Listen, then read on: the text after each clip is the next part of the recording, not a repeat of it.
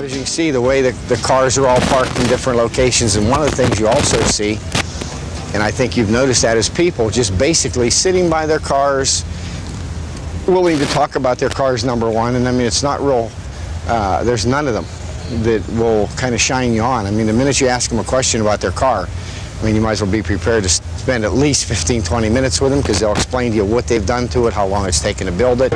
Yeah, it started out as a 85 Lincoln town car, and about 3 years ago we turned it into a limousine.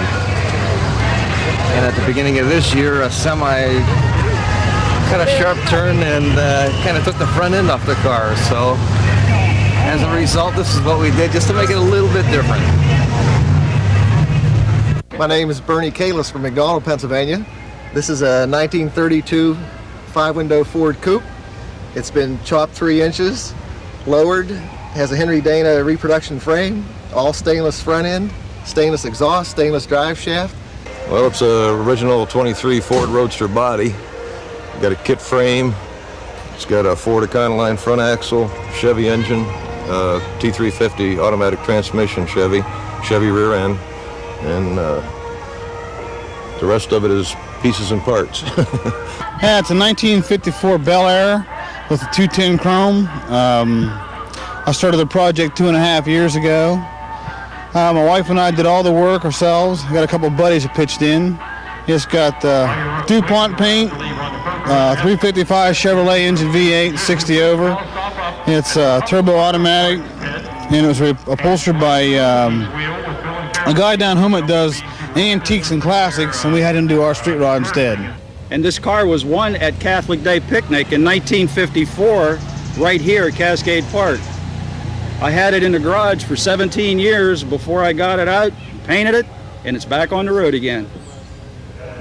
That in 1960, my father and I went out and bought this as a used car. It was still on the road in 1960, and we had purchased it, and it's been taken apart, put back together. It's basically all original. It had a 7-horsepower engine. Top speed would have been maybe 50, 55 miles an hour. It's comfortable to drive at 40. It gets super gas mileage. I think the sign says 50, but I think it's over that because you don't put gas in it ever. All through the early 60s, that was really the muscle car era at that time, and a lot of horsepower, and and again, if you look at the Corvette, I've actually updated this one with an awful lot of horsepower. It came from the factory with 190 horsepower, and today I'm probably looking at around a 390 horsepower in this Corvette. So yeah, to answer your question, horsepower was a big thing then, and I guess it's still in my blood today. Well, what this is it's just a 50 Mercury that we put together, and it's got a 350 Chevy and automatic with air and tilt. It's got remote windows where I can put the windows up and down from out here. But it's just been a real nice car for us, and we bought. It's got 6-inch hydraulic lifts, front and rear, and it's all controlled off a switch that lays right on the seat, where we can pick up the front or pick up the back, and. It's just something a little different that we bring to a lot of these. My name's Bob Cole. I'm from Young.